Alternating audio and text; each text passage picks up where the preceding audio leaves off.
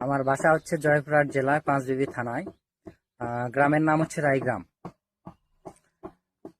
কোম্পানির অত্যাচারের কারণে আমরা 7 জন একসঙ্গে আসি রাশিয়ান যুদ্ধেতে যোগ দেই। 7 জনের ভিতরে আমার 3টা বন্ধু মারা যায়। এক নাম্বার হচ্ছে জাহাঙ্গীর। জাহাঙ্গীরের বাসা হচ্ছে কিশোরগঞ্জ। সে মারা যায় হচ্ছে 18 তারিখে। আর একজন হচ্ছে সুরুজ কাজী। নাম হচ্ছে নাম সুরুজ কাজী, বাসা হচ্ছে মাদারীপুর। সে মারা যায় 13 তারিখে।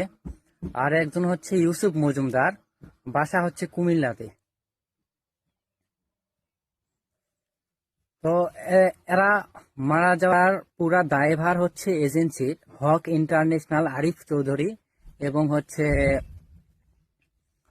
আরাফাত জালাল, আরাফাত আরাফাত এবং হচ্ছে জালাল পাটোয়ারি।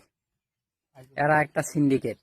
এরা আমাদেরকে বাংলাদেশে যে কথা বলছে সেটার সাথে রাশিয়াতে কোনো কথার মিল হয় নাই। কোম্পানিতে আসে, কোম্পানি স্যালারি দিত না ঠিক মতো। তারা বলছিল আমাদের হচ্ছে বেসিক ডিউটি 8 ঘন্টা এবং স্যালারি $600।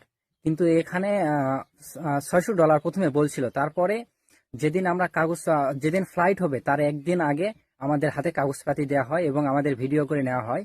আর ওখানে লেখা থাকে কাগজে, আহ, প্রত্যেক ঘন্টায় কাজ করলে আমরা পাবো $1.90 পার ঘন্টায়।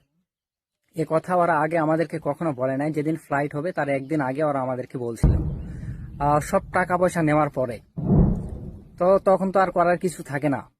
টাকা পয়সা দেওয়ার পরে তো সবাই জানে বাংলাদেশের যে এজেন্সিরা টাকা পয়সা যদি একবার হাত থেকে নেয় তারা আর কখনো টাকা পয়সা ব্যাক দেয় না। তো আমাদের রাশিয়া আসার ছাড়া আর কোনো উপায় ছিল না। আমরা রাশিয়াতে আসছি। কোম্পানির অবস্থা খুব খারাপ। কোম্পানি ঠিক মতো স্যালারি দিত না। আর যে স্যালারিটা কোম্পানি দিত, ডাইরেক্ট দিত এজেন্সির হাতে, এবং এজেন্সি আমাদের ওখানে টাকা কাটতো। আমি 60,000 টাকা যদি পাঠাইতাম, ওখানে থেকে আরাফাত কাটতো 5,000 টাকা।